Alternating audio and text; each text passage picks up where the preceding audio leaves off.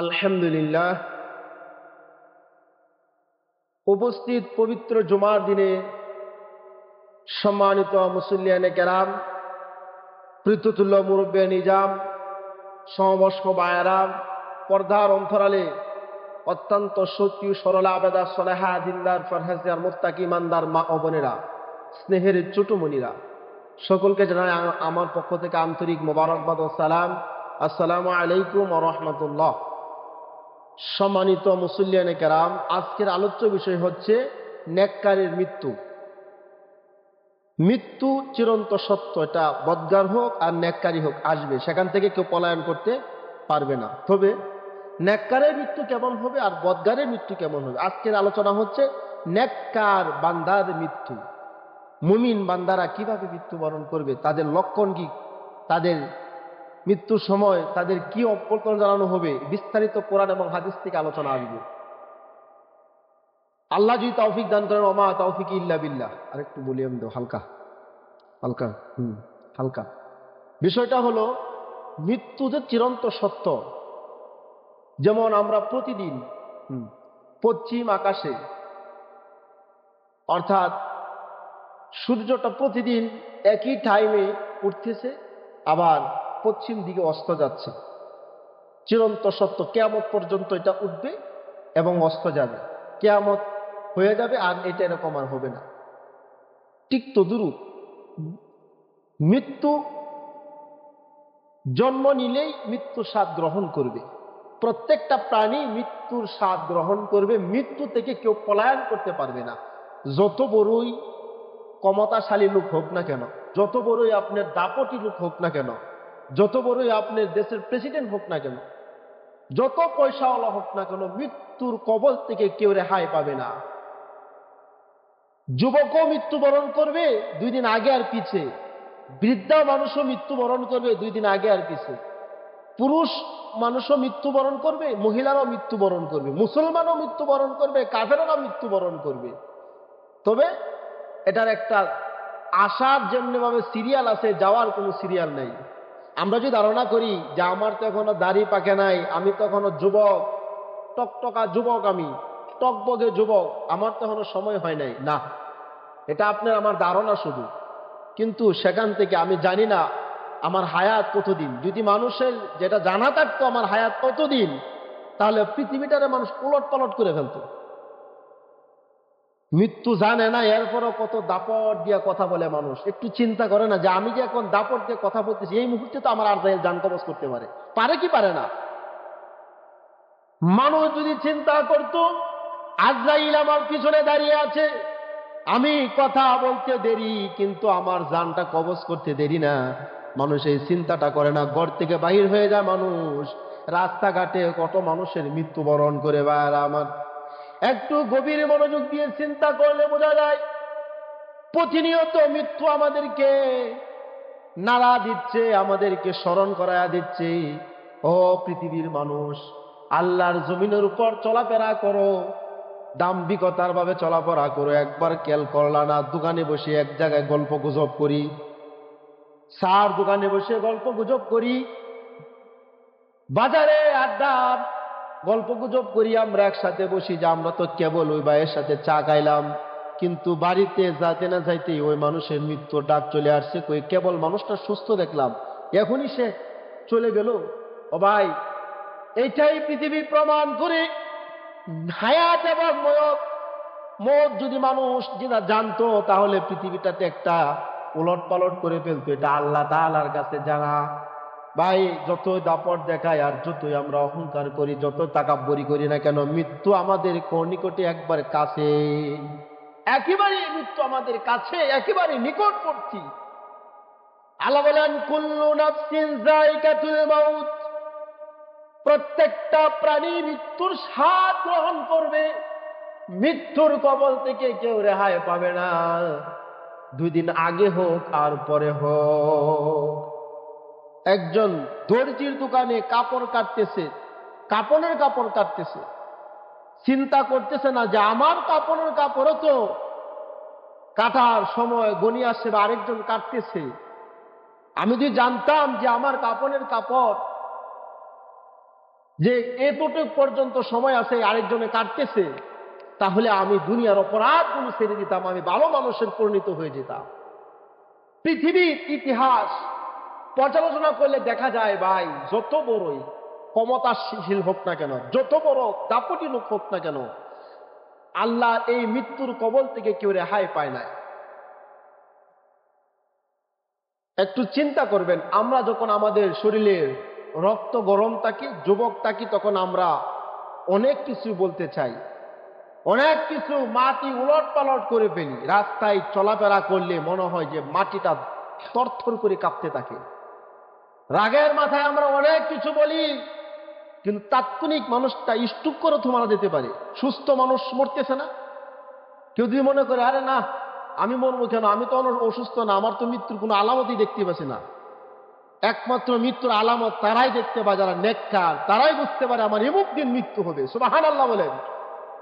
আর বদকার মানুষের মৃত্যুর আলামত দেখতে পায় না, যখন তখন সময় হবে আলটারি পাস করে তার জানটা কবজ করে নিয়ে যাবে। নেককার যারা, নেককার বলতে যারা কারা, যারা মানুষকে কষ্ট দেয় না, নামাজ সঠিকভাবে আদায় করে, হজ সঠিকভাবে আদায় করে, যাকাত আদায় করে, এমন ইসলামের 5টি স্তম্ভ এটি সঠিকভাবে আদায় করে, যাকাত যার উপর ফরজ সেটা দেয়, হজ যার উপর ফরজ হজ করে, বাকি কাজগুলো করে, বাইরা আমার অন্যান্য নেক আমলগুলো করে, ওই মানুষের কাছে যখন মৃত্যুর সময় ঘনিয়ে আসবে সে একটা ধারণা করতে পারে, একটা আলামত তাকে দেখানো হয়, বোঝানো হয়। মৃত্যু তাকে বলবে। আমার আল্লাহ বলেন সূরা মুলুকের ভিতরে, আল্লাযী খালাকাল মাউতা ওয়াল হায়াতা লিয়াবলুয়াকুম আইয়ুকুম আহসানু আমালা ওয়া হুয়াল আজিজুল গফুর। আল্লাহ বলেন আল্লাযী, যিনি খালাকা সৃষ্টি করেছেন, মাউতা মৃত্যু, ওয়াল হায়াতা এবং জীবন, লিয়াবলুয়াকুম তোমাদেরকে পরীক্ষা করার জন্য, লিয়াবলুয়াকুম আইয়ুকুম আহসানু আমালা কে তোমাদের মধ্যে উত্তম আমল করবে, আল্লাহ সেটা তোমাদের পরীক্ষা করার জন্য। আল্লাহ জীবিত এবং মৃতকে, হায়াত এবং মওতকে আল্লাহ সৃষ্টি করেছেন পরীক্ষা করার জন্য, কে তোমাদের মধ্যে উত্তম আমল করতে পারে, কে তোমাদের আমলের দিকে অগ্রসর হবে, কে আমলের দিক থেকে বেশি আসবে। অহুয়াল গাফুর, আল্লাহ তাআলা হলেন ক্ষমাশীল এবং দয়ালু। প্রিয় ভাইরা আমার, হায়াত এবং মওত যদি মানুষের নিয়ন্ত্রণে থাকতো, এমনি আমরা যত গরম দেখাই, আমরা চাই যে উলট পালট করে ফেলি সবকিছুকে। কিসে গরম? রক্তের গরম, অর্থের গরম, বংশের গরম, ক্ষমতার দাপট দেখায় আমরা চাই উলট পালট করে ফেলতে। কিন্তু আল্লাহ ছাড় দেয়, ছেড়ে দেন নাই। আল্লাহর কাছে ধরা একদিন পেতেই হবে তোমার। যদি আপনি একেবারেই নিঃস্ব হন, আপনি যদি মনে করেন দুর্বল হন, আপনার কোনো নাই অর্থ সম্পদ, নাই আপনার বংশের দাপট, নাই আপনার ক্ষমতার দাপট, কিছুই নাই, আপনি কিছুই করার নাই, কিন্তু কিছু মানুষ শরীরে রক্তর গরম দিয়ে আপনারে নির্যাতন করে, অপদস্থ করে, খেয়াল করবেন, ওই মানুষটা যদি আল্লাহর কাছে গভীর রজনীতে দাঁড়ায়া, যায় নামাজের মুসল্লায় দাঁড়ায়া যদি চোখের পানি ছেড়ে দেয় যে আল্লাহ আমার তো কেউ না, আল্লাহ তুমি একমাত্র আমার বাঁচানোর মালিক, তুমি এটার বিচার করেওয়ালা মালিক, আল্লাহ তুমি আমার হেফাজত যদি না করো, পৃথিবীর কোনো মানুষ আমাকে হেফাজত করার কেউ আমার পক্ষে নাই। আল্লাহর মজলুমের দোয়া এবং বান্দার মাঝে, আল্লাহ এবং বান্দার মাঝে কোনো পর্দা থাকে না, সরাসরি আল্লাহ কবুল করে নেন। সুবহানাল্লাহ বলে। এই জন্যই কাউরে ভাই কষ্ট দিয়া, দাপট দিয়া কষ্ট কেউরে দেব না।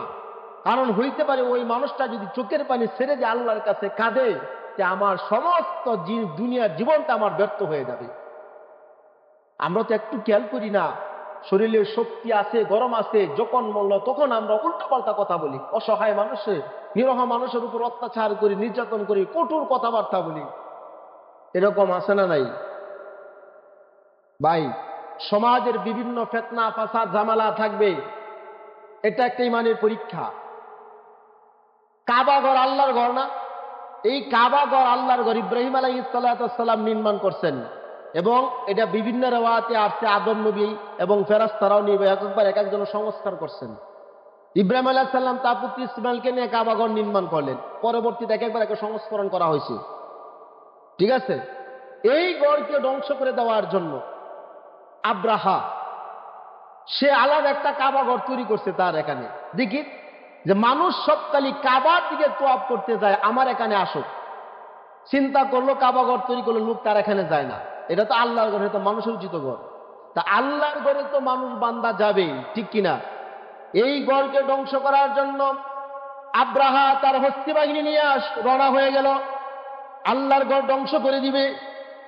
ওবার আমার এই খানা কাবার ঘরের একটি অংশ পৃথিবীর মসজিদগুলো, দুনিয়ার যতগুলো মসজিদ আছে সমস্ত মসজিদে কানা কাবার একটি অংশ। এটা আল্লাহর ঘর।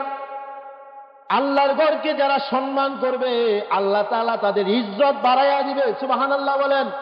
যারা আল্লাহর ঘরকে অসম্মান করবে আল্লাহ তাদেরকে বেইজ্জতি করবেন। শুধু তাই না, দুনিয়ার জমিন অপদস্থ করিয়া, দুনিয়ার তো এটা আছে, আখিরাতে জমিনে তাদের জন্য যন্ত্রণায়ক শাস্তির ব্যবস্থা আল্লাহ করে দিয়েছেন। ওই কাবাঘর ধ্বংস করার জন্য আব্রাহা হস্তি বাহিনী নিয়ে যখন রওনা হয়ে গেল, আল্লাহর কোন সৈন্যবাহিনীর বড় কোনো প্রয়োজন আছে? সেনাবাহিনী দরকার, বিডিআর দরকার, র্যাব দরকার, বিশেষ কিছু বাহিনী দরকার। এই সমস্ত বাহিনীর প্রয়োজন হয় নাই।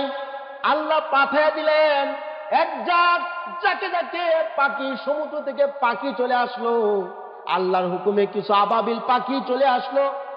এই পাখি দুই পায়ে দুইটা বুলেট, একটা মুখে বুলেট, সরিষা দানার পরিমাণ বুলেটগুলো একেবারে আপনি সরিষা দানা যেমন ছোট এরকম ছোট ছোট পাথর নিয়ে আসলেন, এটাকে বুলেট বলা হয়।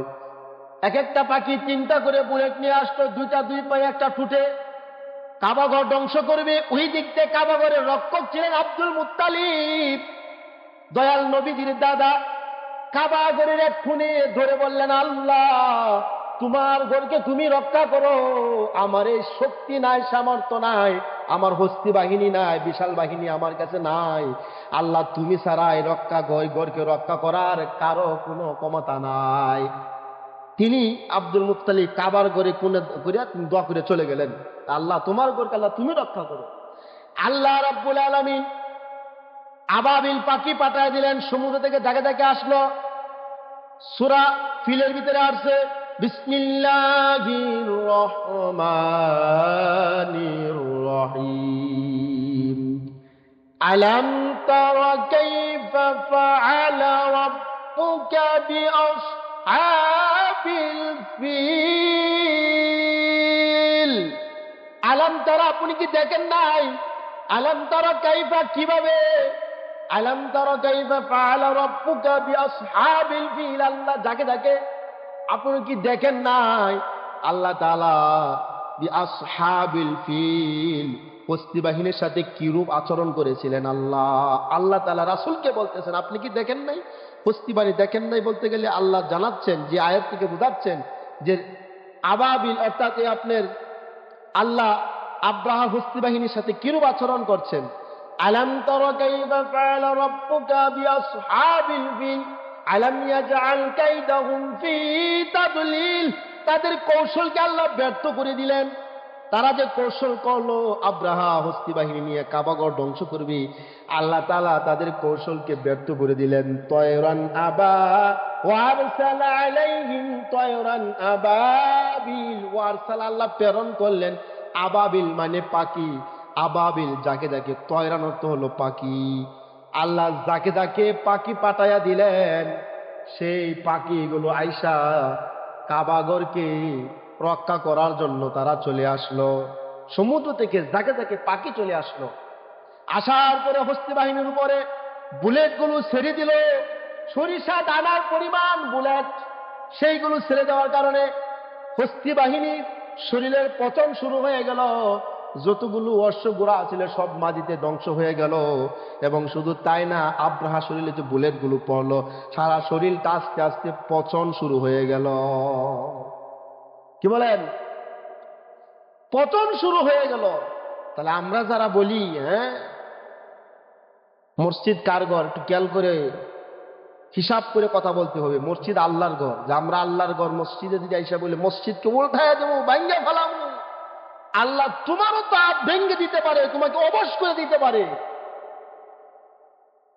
যারা এই সমস্ত কথাবার্তা বলে হিসাব নিকাশ করে কথা বলা উচিত। আমি কার ঘরকে নিয়ে কথা বলছি? মসজিদকে বাধা প্রদান করে মসজিদে যাবে না, তুমি আল্লাহর ঘরে যাইতে বাধা প্রদান করো। তোমার মতো নাফরমান তো পৃথিবীর জমিনে আর নাই। তুমি একবার চিন্তা করছো, তুমি আল্লাহর ঘরকে বাধা প্রদান করো যাইতে মানুষকে? তুমি কি এই দেশের সবচেয়ে বড় বিচারক হয়ে গেছো? আল্লাহ তোমার চাইতে উত্তম বিচারক আছে। তোমাকে যখন ধরবে সেখানে কোনো হাইকোর্ট আর জজ কোর্টে কাজ হবে না। পাকড়াও যেদিন আল্লাহ করবে সেদিন তোমার পুঙ্খানুপুঙ্খানুভাবে হিসাব দিতে হবে। এই জন্য মসজিদকে নিয়ে কখনো কটূক্তি করা যাবে না, মসজিদকে নিয়ে কখনো আপনার সমালোচনা করা যাবে না যে মসজিদ ভাঙ্গালাম এই সেই নানান দাপট দেখায়া। আল্লাহ যেদিন দ্বারা ধরবে ছাড় দিবে না। শুধু তাই না, আল্লাহর ঘরের সাথে যারা সম্পৃক্ত থাকবে, যাদেরকে অপমান করবে, আল্লাহ তাদেরকেও দুনিয়ার জমিন অপদস্থ করে পৃথিবীর জমিন থেকে বিতাড়িত করবেন। আল্লাহর ঘরকে, আল্লাহর ঘরের সম্মান করা, আল্লাহর ঘরের খাদেম সবাই হতে পারে না। এ ভাই একটু খেয়াল করেন, আল্লাহর ঘরের খাদেম কি সবাই হতে পারে? আল্লাহ যারে পছন্দ করে তারই ঘরের খাদেম বানায়। খাদেম মানে কি? রক্ষণাবেক্ষণের দায়িত্ব যারা থাকবে। আল্লাহর ঘরের খাদেম মানে কি আমি নিজেরা কি ছোট মনে করি নাকি যে আমি আল্লাহর ঘরের খাদেম? বুঝতে হবে আমি পৃথিবীর ভিতরে শ্রেষ্ঠ ঘরের খাদেম, এবং জান্নাতেরও আপনি একজন। আল্লাহর এই ঘরকে যারা সম্মান করবে, এদেশে যারা সম্পৃক্ত থাকবে তাদেরকে সম্মান করবে, আল্লাহ তাআলা এই উসিলা তাদেরকে ক্ষমা করে দিবেন। সুবহানাল্লাহ বলেন। হিসাব নিকাশ করে কথা বলতে হবে। আমি এটা টান দিলাম কেন? আমাদের বিভিন্ন পর্যালোচনা সমালোচনা, আমাদের সমাজ, আমাদের দেশে এটা হচ্ছে, সব জায়গাতেই সমস্যা জর্জরিত। সাবধান, সতর্ক হয়ে যাবেন। আল্লাহর ঘর নিয়ে কখনোই কেউ কটূক্তি করবেন না, তাহলে আল্লাহ আপনার জবান বন্ধ করে দিবে। আপনি আল্লাহ এমন অবস্থা করে, এমন প্যারালাইসিস বানায় দেব, পৃথিবীর সমস্ত ডাক্তারকে এক জায়গায় করলেও আপনার চিকিৎসা করার মতো শক্তি কারো হবে না। করোনা ভাইরাস আল্লাহ একটা নজির দেখায় দিল না? তাম পৃথিবীর মানুষগুলো একেবারে অসহায় হয়েছে, নিঃস্ব হয়ে 2টা বছর পর্যন্ত কোনো ভাইরাস আক্রমণ, অর্থাৎ আপনার অ্যান্টিবায়োটিক থেকে আক্রমণ করতে পারলো না, আবিষ্কার করতে পারলো না। এই ভাইরাসের মোকাবেলা করার জন্য আমার দেশের কিছু বড় বড় লিডাররা বলে আমরা করোনা ভাইরাসের চাইতে শক্তিশালী, নাউজুবিল্লাহ বলে। আর ইতালির প্রেসিডেন্ট সে বলল যে একটা খ্রিস্টান মানুষ হয়ে বলতেছে যে আল্লাহ তুমি ছাড়া, অর্থাৎ আল্লাহ তার বলে নাই, উপরওয়ালা ছাড়া বাঁচানোর ক্ষমতা আমাদের কারো নাই। তারা বুঝতে পারছে তাদের কাছে আবিষ্কার করার মতো বৈজ্ঞানিক কোনো জিনিসের অভাব নাই। যারা আপনার বিভিন্ন বৈজ্ঞানিক জিনিস তৈরি করে আবিষ্কার করে, তারা অসহায় হইয়া বলছে উপরওয়ালা যদি আমাদেরকে রক্ষা না করে আমার বাঁচাদের কোনো আমার অধিকার নাই। আর আমাদের দেশের মানুষ কোনো আবিষ্কার নাই, কিছুই নাই, ব্রিজ বানাইতে পারে না, হেঁটে ভাঙ্গা পড়ে। পরীক্ষা বিসিএস পরীক্ষাতে আসে ফিলার কয়টা, উচ্চতা কয় ফিট, চওড়া কয় ফিট, এটা আমাদের বাংলাদেশের ছেলেরা বিসিএস পরীক্ষা দেয়। কিন্তু আমাদের বাংলাদেশের ছেলেরা এরকম একটা ব্রিজ তৈরি করে দেখাক, তাই বুঝলাম যে আমাদের প্রযুক্তি আগাইছে। ওরা প্রযুক্তি গঠন করে আর আমরা পরীক্ষা দিই এইভাবে। চিন্তা করেন ভাই, কথাটা বলতেছি এই জন্যই, কথাটা এই জন্যই বলতেছি যে আমরা একেবারে অসহায়। আমরা আল্লাহর কাছে, আল্লাহর কৌশলের কাছে আমরা সবই ব্যর্থ। যতই পন্দি করেন, যতই কৌশল করেন। আমি বলতেছিলাম নেককার মানুষের মৃত্যুটা কখন কিভাবে আসে? আল্লাহ বলছেন হায়াত এবং মৌতকে আমি সৃষ্টি করেছি তোমাদের পরীক্ষা করার জন্য। মৃত্যু চিরন্ত সত্য অনিবার্য আসবে। ভাইরা আমার, আল্লাহ বলেন আইনামা তাকুনু ইদরিকুমুল মাউতু ওয়ালাউ কুনতুম ফি বুরুজিম মুশাইয়াদা, যেখানে তুমি অবস্থান করো, সুউচ্চ প্রাসাদে থাকলেও, প্রাচীর দেওয়ালের ভিতরে অবস্থান করলেও মৃত্যু তোমাকে পাকড়াও করবে, তোমার কাছে চলে আসবে। মৃত্যু তোমার নিকট আসবে, সেখান থেকে পলায়ন করার সুযোগ নাই। প্রিয় ভাইরা আমার, সাজ্জাদ ঘটনা শোনেন নাই? জান্নাত তৈরি করছিল, জান্নাত তৈরি করে জান্নাতে ঢুকবে। আজরাইল কয় তোমার সময় শেষ, ঢুকার আর সুযোগ নাই, জান কবজ করবো। আমার একটু দেখবার দো, জান্নাতটা যে বানাইলাম একটু ঘুরে দেখি এটার অবস্থান নাকি। আল্লাহ বলছেন, আজরাইল বলছে, না আর তোমার 1 সেকেন্ডেরও সময় নাই, এখানেই জানটা কবজ করে নিয়ে গেছে। তাহলে কি নিজে অনেক জিনিস তৈরি করা যায়, অনেক করা যায়, কিন্তু বুক করার মতো দেখার মতো সুযোগ অনেকের হয় না। আমরা অনেকে একটা শাস্ত্রে কথা বলি না, গাছ লাগায় একজনে ফল খায় আরেকজনে, যে গাছ লাগায় সে ফল খাওয়ার ভাগ্য অনেক সময় জুটে না। অনেকেই আবার খেতে পারে আর অনেকে খেতেও পারে না। খাবার খাবার সামনে নিয়ে বসছেন, ভালো ভালো রান্না করে বিভিন্ন হরেক রকমের খাবার ফল ফলাদি নিয়ে বসছেন, খাবেন, এই সময় আপনার সময় শেষ। মালাকুল মাউত এসে হাজির, খাবার এভাবেই পড়ে রয়েছে। খাবার মতো সুযোগ হইল না। আপনি তো স্বাচ্ছন্দ্যে আরামে এসে বলছেন খাওয়ার জন্য, যে আমি খাবো। একটু চিন্তা করলেন যে আমার খাবার তো এই পর্যন্তই, রিজিক আমার এই পর্যন্তই শেষ। নেককার মানুষের মৃত্যুটা কেমন আসবে? যেই মানুষটা নেককার হবে, আল্লাহওয়ালা হবে, যে মানুষটা আপনার মুমিন হবে। عن ابي هريره رضي الله تعالى قال قال رسول الله صلى الله عليه وسلم قال الله تعالى أعددت لعبادي الصالحين আল্লাহর নবী বলতেছেন, আল্লাহ তাআলা বলতেছেন, হাদিসে কুদসি আল্লাহ বলেন, আমি নেককার মুমিন বান্দাদের জন্য আমি এমন জিনিস তৈরি রেখেছি জান্নাতের ভিতরে, যেটা কোনোদিন তার চোখকে দেখে নাই, ওয়ালা উযুনুন সামিয়াত, কানে শুনে নাই।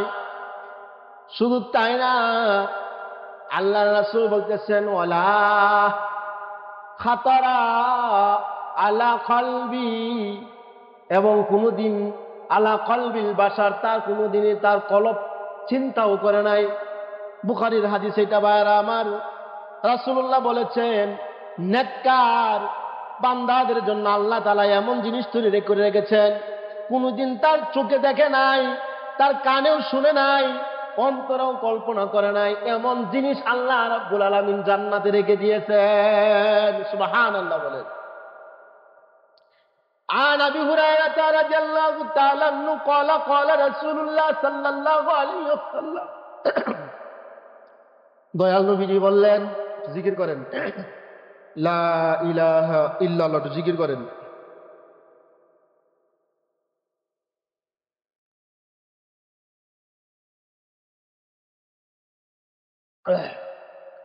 লা ইলাহা ইল্লাল্লাহু মুহাম্মাদুর রাসূলুল্লাহ সাল্লাল্লাহু আলাইহি ওয়াসাল্লাম। প্রিয় ভাইরা আমার, রাসূল সাল্লাল্লাহু আলাইহি ওয়াসাল্লাম বলছেন, লা ইয়াতামান্না আহাদুকুমুল মাউত, তোমরা কেউ মৃত্যুর কামনা করিও না। আম্মা মুহসিনান ফালাআল্লাহু খায়রা, যদি তোমাদের জন্য মৃত্যুটা কল্যাণকর না হয়। অনেক মানুষ আছে না, রাগের মাথায় অনেক কিছু করে না, যে আল্লাহ আমার মত কেন দেয় না, এই ঝামেলা থেকে যদি আমি চলে যেতে পারতাম তখন আরো বেশি বাঁচতে পারতাম। অনেক মানুষের রাগের মাথায় কয় যে আল্লাহ তুমি আমারে কেন মৃত্যু দেও না, আমার এই ঝামেলা আর এই দেশে সমাজে থাকতে আমার মন চায় না, এই সংসার ছাড়ে আমার অঞ্চলে মন চায়, আমার মাটির নিচে নিয়ে দাও। রাসূল বলছেন, তোমার মৃত্যুর কেউ কামনা করিও না, কারণ যদি তোমার নেক হায়াত থাকে তাহলে তোমার বেশি বেশি নেক আমল করার সুযোগ আল্লাহ তোমারে দিয়ে দিবেন। সুবহানাল্লাহ বলেন। যদি নেককার হও, যদি তুমি বদকার হও, তাহলে আল্লাহ তাআলা তোমাকে তওবা করার সুযোগ করে দিবেন, ব্যবস্থা করে দিবেন, আল্লাহ তোমাকে তওবা করার সুযোগ করে দিবেন। সেই জন্য তোমরা কখনো মৃত্যু কামনা করিও না। রাসূলুল্লাহ সাল্লাল্লাহু আলাইহি সাল্লাম তিনি আরো বললেন, যে ব্যক্তি আল্লাহর সাক্ষাৎকে পছন্দ করে, আল্লাহ তাআলা তার সাক্ষাৎকে পছন্দ করেন। যে আল্লাহর সাক্ষাৎকে পছন্দ করে, আল্লাহ তার সাক্ষাৎকে পছন্দ করেন। আল্লাহ রাসূলের স্ত্রী আয়েশা রাদিয়াল্লাহু তাআলা আনহা অথবা অন্য একজন স্ত্রী বলতেছেন যে আমরা তো মৃত্যু থেকে কখনো পছন্দ করি না। রাসূল বলছেন, এটা এমনটা নয়, যখন মুমিন বান্দার মৃত্যুর সময় ঘনিয়ে আসে তখন সে আল্লাহর সাক্ষাৎ, পৃথিবীটা তার কাছে তুচ্ছ মনে হয়, যেটা আমার কাছে কিছুই না, বাড়ি গাড়ি নারী সব তুচ্ছ মনে হয় একজন মুমিন বান্দার জন্য। সে মুমিন বান্দা মৃত্যুর সময় যখন ঘনিয়ে আসে তখন এটা বলতে থাকে, সব কিছু তার কাছে তুচ্ছ মনে হয় এবং আল্লাহর সাক্ষাৎকে সে বেশি প্রাধান্য দিতে চায়। সুবহানাল্লাহ। এবং এই আত্মাটা যখন নিয়ে যাওয়া হয় জিব্রাইল আমিন সহ আকাশের দিকে যখন নিয়ে যাওয়া হয় রুহুটা তখন সুগ্রানে ভরপুর হয়ে যায়। ফেরেশতারা জিজ্ঞেস করে এটা কার রুহু, কার আত্মা? বলা হয় এটাই পৃথিবীর জমিনে অমুকের আত্মা, অমুকের বেটা অমুকের আত্মা। ফেরেশতারা স্বাগতম জানায়, মারহাবা মারহাবা ধ্বনি দিতে থাকে। ভাইরা আমার সুবহানাল্লাহ বলেন। শুধু তাই না, আল্লাহ রাব্বুল আলামিন বলেন, ইয়া আইয়াতুহান নাফসুল মুতমাইন্না ইরজিই ইলা রাব্বিকি রাদিয়াতাম মারদিয়া ফাদখুলি ফি ইবাদি ওয়াদখুলি জান্নাতি। আল্লাহ বলেন, ইয়া আইয়াতুহান নাফসুল মুতমাইন্না, হে পবিত্র আত্মা, হে প্রশান্তিত আত্মা, হে পবিত্র আত্মা, ইরজি ইলা রাব্বিকি রাদিয়াতাম মারদিয়া, তুমি তোমার প্রতিপালকের দিকে ফিরে আসো, বাহির হয়ে আসো।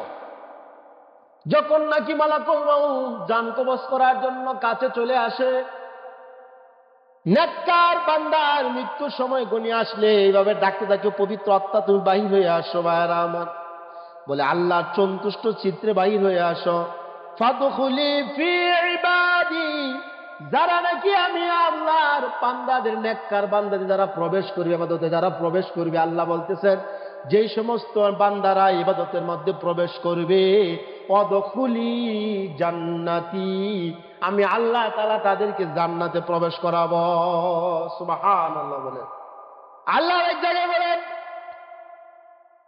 ইন্নাল্লাযীনা ক্বালু রাব্বুনাল্লাহ সুম্মা ইসতাকামু তাতানাজ্জালু আলাইহিমুল মালাঈকাতু আল্লা তাখাফু ওয়া লা তাহজানু ওয়াবশিরু বিল জান্নাতিল্লাতী কুনতুম তুআদুন। ইন্নাল্লাযীনা ক্বালু রাব্বুনাল্লাহ, পৃথিবীর জমিনে যে মানুষগুলো বলে আমার রব হচ্ছেন আল্লাহ, আল্লাহ ছাড়া কারো কাছে মাথা নত করে না, আল্লাহ ছাড়া কারো ইবাদতের পরোয়া করে না, যারা বলে আমার রব আল্লাহ, আল্লাহ ছাড়া কোনো ইলা খুঁজে না, কোনো উপাস্য খুঁজে না, সুম্মা ইসতাকামু, এটার উপর তারা অটল থাকে, অবিচল থাকে, ঈমান আনার পরে আল্লাহর নেক আমলগুলো যখন সে করতে থাকে, কুফরি করে না, কুফরের দিকে ফিরে যায় না, শিরক করে না, এমনকি কোন মানুষ টাকার লোভে, অর্থের লোভে ইসলাম ধর্ম পরিত্যাগ করে না, ঈমান আনার পরে ইস্তিকামাত অটল থাকে, অবিচল থাকে, আল্লাহ তাখাফু তাতানাজ্জালু আলাইহিমুল মালাঈকা, আল্লাহ তাআলার রহমতের ফেরেশতারা তার জন্য অবতীর্ণ হইয়া যায়। সুবহানাল্লাহ বলেন। আল্লাহ তাখাফু, তাদের কোনো ভয় নাই, ওয়ালা তাহজানু, তাদের কোনো চিন্তা নাই। আল্লাহ কোরআন ও কারীমে আয়াতে বলতেছেন যেই মানুষগুলো ছাড়া আল্লাহ ছাড়া কোনো ইলা খুঁজে না, আল্লাহর জন্য আল্লাহর কাছে চায়, যা কিছু চাওয়ার দরকার তুমি আল্লাহর কাছে চায়া নাও, আল্লাহর কাছে চাও, আল্লাহর ধনভাণ্ডার কোনো আল্লাহর কাছে চাওয়ার কোনো শেষ নাই। আল্লাহ হলেন দয়ালু রহমান, আল্লাহ তাআলার কাছে অগণিত ভাণ্ডার আছে, তুমি যা যা আছে ছায়া নিয়ে নাও। সুবহানাল্লাহ বলেন। ও আমার, সময় তো সংক্ষিপ্ত, নেককার মানুষের মৃত্যুর কিছু লক্ষণ আমি বলে দিচ্ছি। নেককার মানুষ যখন মৃত্যুবরণ করে, তার কাছে ফেরেশতারা এসে সালাম জানায়, অভিবাদন জানায়, সম্বোধন জানায়, সালাম জানায়। নেককার বান্দার কাছে মৃত্যু যখন আসবে, মালাকুল মাউত আসে যখন হাজির হয়ে যাবে, একটা আলামত আগের থেকেই বলে, যারা আল্লাহওয়ালা মানুষ, আল্লাহর ওলি যারা, হক্কানি ওলি যারা, তারা মৃত্যুর সময় আসলে তারা বলতে পারে, এর আগে কিছু তারা এই গুছিয়ে এনে বাবা আমার, তারা এইগুলো জানতে পারে, লক্ষণগুলো বুঝতে পারে। তাদের কাছে আগে আগাম বার্তা পাঠিয়ে দেওয়া হয়, সব ঠিকঠাক মতন, এবং কি তারা এটাও বলে 2 রাকাত নামাজ পড়ার সময় দাও, পবিত্রতা হইয়া উযু করিয়া 2 রাকাত নামাজ পড়াইয়া করিয়া এরপরে মৃত্যুর জন্য প্রস্তুতি নিয়ে দেয়। এমন এমন উলামায়ে কেরামের অনেক নজির খুঁজে পাওয়া যায়। সুবহানাল্লাহ বলেন। শুধু তাই না বাবা, এরপরে ফেরেশতারা আসার পরে যখন তাকে সম্বোধন জানায়, সালাম বিনিময় জানায়, ওই মানুষটা নেককারের কাছে যখন মৃত্যুটা যখন ঘনিয়ে আসে, এরপরে দেখবেন তার চেহারা থেকে তার ঘাম বাহির হয়ে যায়।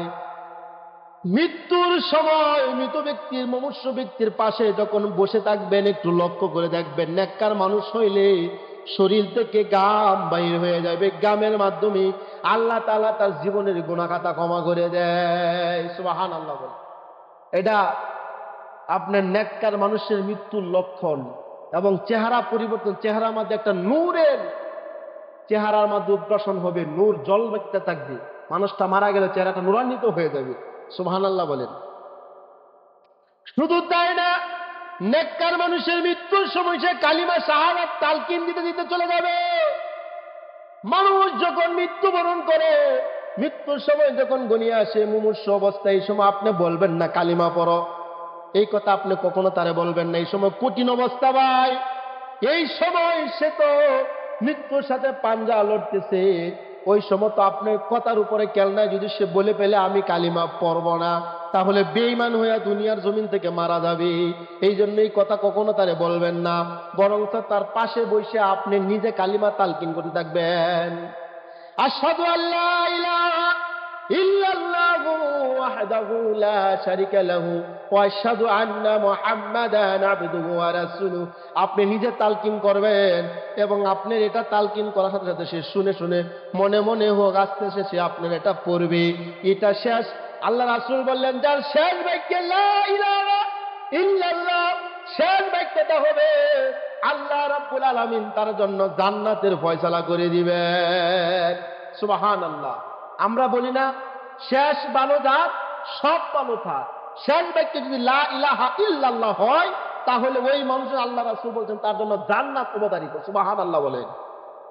শেষ বাক্য যেন আমার লা ইলাহা ইল্লাল্লাহ। এই জন্য আল্লাহর কাছে প্রার্থনা করবেন কি জানেন? আল্লাহ, যদি আমার মৃত্যু কল্যাণকর না হয়, তুমি আমারে মৃত্যু দিও না, আমারে হায়াত বাড়াইয়া দাও, বেশি বেশি নেক আমল করার তৌফিক। যদি আমার মৃত্যু কল্যাণকর হয়, যেন আমি আল্লাহ পবিত্রতা অবস্থায়, উযু অবস্থায়, যেন আমি কালিমা শাহাদাত তালকিন দিতে দিতে যেন আমি দুনিয়ার জমিন থেকে যেন ইন্তিকাল করতে পারি। সুবহানাল্লাহ বলে। এইগুলো আল্লাহর কাছে প্রার্থনা করবেন। মৃত্যু তো হবেই, এখান থেকে কিছু পলায়ন করতে পারবে না, চিরন্ত সত্য, মৃত্যু তো আসবেই না। এখান থেকে কেউ টাকা দিয়া, ঘুষ দিয়া, আজরাইলে ঘুষ দিয়া আউন যাইবো যে তোরা টেহা দিলাম 1 কোটি, আমারে 1 দিনের লাগে হায়াত দে, আমার আবার কিছু কাজ কাম বাকি আছে, শেষ করে দিয়ে সম্ভব? সম্ভব না। ও ভাই, যদি কথাটা শুনতে একটু মজার মতো লাগে, কিন্তু কষ্ট খুব। চিন্তা করে দেখেন, একটু গভীর যদি একা একা নির্জনে চিন্তা করবেন, আল্লাহ কি রুহুটা বাহির হয়ে গেলে দেহে থেকে আমার দেহটার কোনো মূল্য নাই। আমি কিসের অহংকার করি, আমি কিসের দাপট দেখাই, কিসের তাকাব্বুরি দেখাই? আমার এখান থেকে রুহটা বাহির হইলে আমার এই দেহের কোনো মূল্য না। আমাকে 3.5 হাত মাটির নিচে আমাকে রেখে আসবে, সবাই চলে যাবে। এই জন্য প্রত্যেকটা মানুষ তার একটু নির্জনে চিন্তা করা উচিত যে আমি কি করতেছি। চোখ কখনোই নিজের দোষ দেখে না, অন্যের দোষ দেখে। আমার চোখ আমার দোষ দেখবে না, অন্যের দোষ দেখবে। কথাটা কি বাস্তব কিনা? নিজের ভুল কখনো নিজে দেখে না, আরেকজনে দেখে সংশোধন করে দেয়। এটাই হলো চোখ, এই পৃথিবীর এটাই নিয়ম। আমরা দেখি না, আমরা কত অহরহ ভুল করতেছি, এটা আমি দেখি না, আরেকজন আমার ভুল দেখে, কিন্তু আমি আরেকজনের ভুল নিয়ে সরাসরি করি। নিজেকে নিজে মান আরাফা নাফসাহু ফাকাদ আরাফা রাব্বাহু, যে নিজেকে চিনতে পেল সেজন্য তার প্রভুকে চিনতে পাইল। সুবহানাল্লাহ বলে। যে নিজেরে চিনতে আসছে না, তার প্রভুরও সে চিনতে পারবে না। ভাইয়েরা আমার, সময় একেবারেই শেষ পর্যায়ে চলে আসছে। আমাদের নেককার হওয়া উচিত। চিরন্ত সত্য, মৃত্যু আসবেই। সেই জন্য আমরা দুনিয়া থেকে যেতে হলে আমাদের কিছু কাজ, নেক কাজ করে যেতে হবে। আমাদের 5 ওয়াক্ত নামাজ পড়তে হবে, মানুষের সাথে ভালো আচরণ করতে হবে, কাউরে কষ্ট দেওয়া যাবে না, কারো হক নষ্ট করা যাবে না, কারো প্রতি আপনার উচ্চ বাক্য গালিগালাজ করা যাবে না, এবং কারো সম্পদের উপর হস্তক্ষেপ করা যাবে না, হিংসা করা যাবে না। এমুক মানুষ ভালো চলে, ভালো খায়, এই নিয়ে আমার হিংসা করার দরকার নাই। বরং আল্লাহর কাছে আপনি এটাই চাইবেন যে আল্লাহ, তারে তুমি ভালো খাও, ভালো করাও, আল্লাহ তুমি আমারও ভালো খাও, ভালো করাও, এরকম ব্যবস্থা করে দাও। এইটা করা যায়, এইটা করা যাবে না। তাকে হিংসা করা যাবে না। হ্যাঁ হ্যাঁ, বালা খায়, বালা হরে খারো, আর বালা খাওয়াইতেছে, একটা ব্যবস্থা করে দিই, একটা ফ্যাস লাগাই দিই। আমরা তো ফ্যাসের মধ্যে খুব ইয়াও, ঠিক আছে না? ফ্যাসের মানুষই আমরা, ফ্যাস লাগাইতে পারি। আল্লাহ যেন আমাদেরকে সকলকে বুঝদান বলে আমিন। কোরআন হাদিসের উপর আমল করতে বলে আমিন। ওয়া আখিরি দাওয়ানা আলহামদুলিল্লাহ। আসসালামু আলাইকুম ওয়া রাহমাতুল্লাহ। যারা আমরা সুন্নত করি নাই, শুধু 4 রাকাত সুন্নত নামাজের নিয়ত করে নিই।